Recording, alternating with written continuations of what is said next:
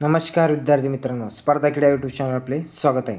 विद्यार्थी मित्रांनो, आज आपण बघणार आहोत संगणकावर आधारित महत्त्वाचे प्रश्न, जे की आपल्या MPSC असेल किंवा तलाठी भरती असेल किंवा इतर सरळ सेवा भरती असेल, ज्या की TCS द्वारे घेण्यात आले आहे.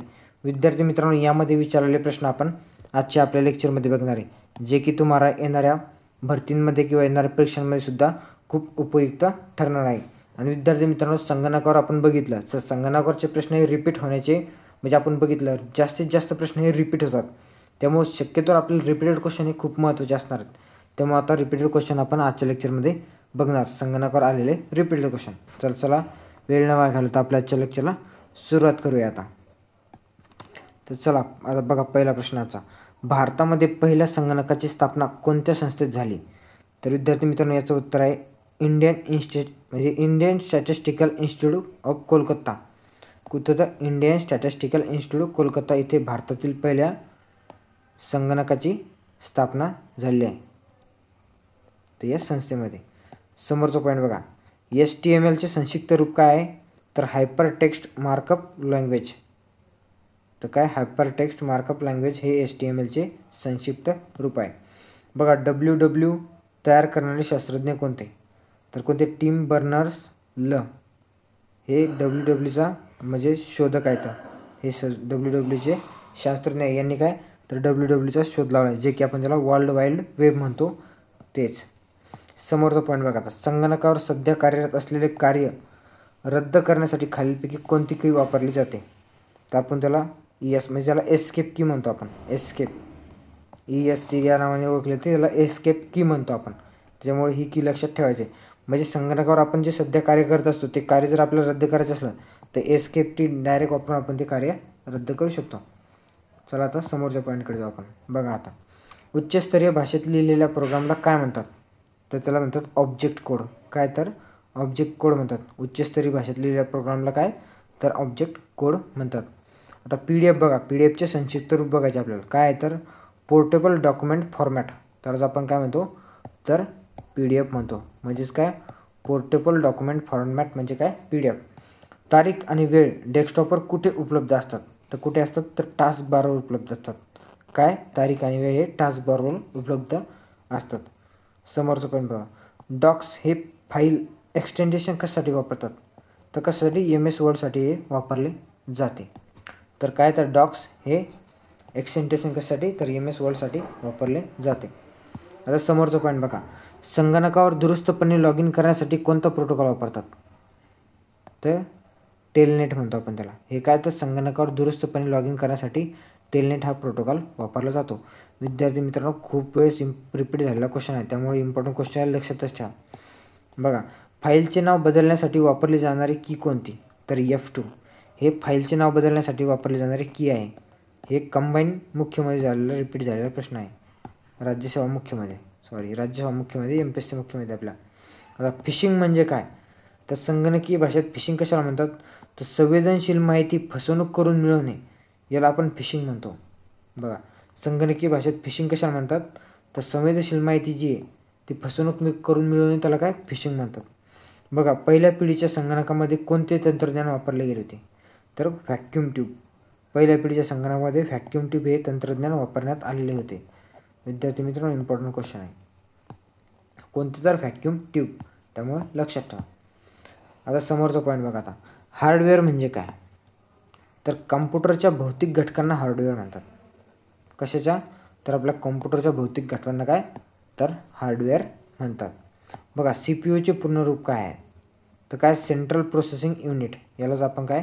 CPU म्हणतो. हे CPUचा शॉर्ट, हे लॉंग फॉर्म आपण याला काय? तर सेंट्रल प्रोसेसिंग युनिट म्हणजे काय? CPU आहे. कोणत्या प्रकारच्या मेमरीला व्होलाटाईल आहे? बघा, तर रॉमला व्होलाटाईल आहे. बघा, GUIचे पूर्ण रूप काय आहे? तर काय? Graphical user interface. हे बघा विद्यार्थी मित्रांनो, कम्प्युटरमध्ये जास्तीत जास्त कसं माहिती आहे का? लॉंग फॉर्म वगैरे विचारले जातात. शक्यतो जास्तीत जास्त प्रश्न विचार असतात. त्याच्यामुळे GUIचे काय? तर ग्राफिकल युजर इंटरफेरन्स हे काय? GUIचे पूर्ण रूप आहे. GUIचे ग्राफिकल युजर इंटरफेस. GUIचे पूर्ण रूप काय आहे? तर ग्राफिकल युजर इंटरफेस. समोरचे पॉईंट बघा आता. बीट म्हणजे काय? Binary digit. बीट म्हणजेच काय तर बायनरी डिजिट म्हणजे बीट. कम्प्युटरला नेटवर्कशी जोडण्यासाठी कोणते उपकरण वापरले जाते? तर कोणते? मॉडेम हे उपकरण वापरले जाते. त्यालाच मॉडेल देखील म्हणतात विद्यार्थी मित्रांनो, बरं का, लक्षात ठेवा. 2 शब्द वापरले जातात. कम्प्युटर नेटवर्कशी जोडण्यासाठी मॉडेम हे उपकरण वापरले जाते. बघा, कम्प्युटरमधील सर्वात लहान डेटा युनिट कोणते आहे? तर बीट. सर्वात लहान डेटा युनिट कोणते कम्प्युटरमधील? तर बीट. हे लक्षात ठेवा. बघा आता हे सॉफ्टवेअरचे उदाहरण नाही, तर हार्ड डिस्क हे सॉफ्टवेअरचे उदाहरण नाही. काय तर हार्ड डिस्क हे कायचे? सॉफ्टवेअरचे उदाहरण नाही. महत्त्वाचा आहे प्रश्न. तलाठी भरतीला 2 ते 3 वेळेस रिपीट झालेला प्रश्न आहे. कशाला? तर तलाठी भरतीला.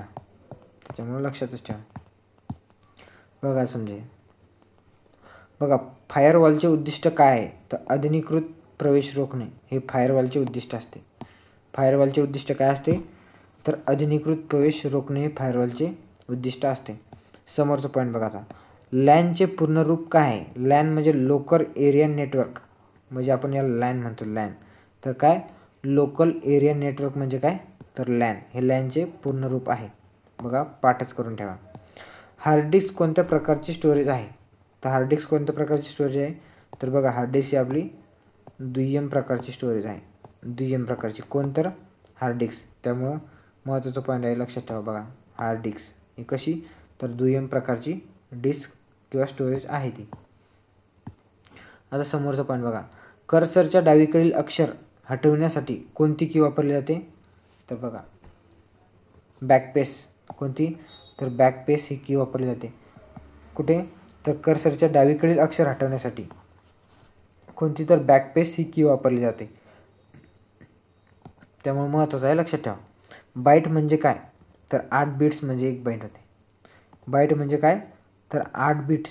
आपण ज्याला 8 बिट्स असे म्हणतो. इज इक्वल टू काय? तर बाईट. महत्त्वाचा पॉईंट आहे, लक्षात ठेवा.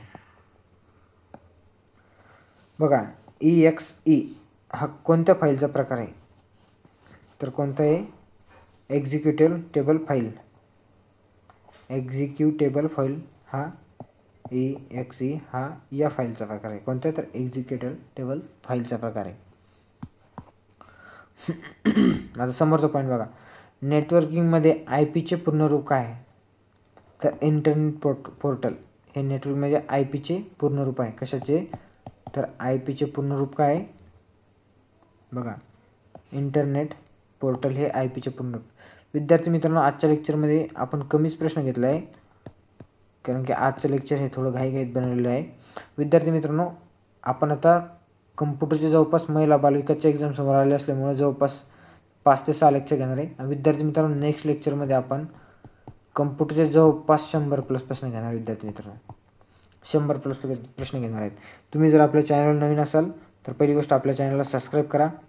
आणि विद्यार्थी मित्रांनो, जर तुम्हाला लेक्चरचा फायदा असेल तर आपल्या लेक्चरला तुम्ही लाईकसुद्धा करत चला आणि आपल्या विद्यार्थी मित्रापर्यंत तुम्हाला शेअर करायचं आहे आपल्या चॅनलला.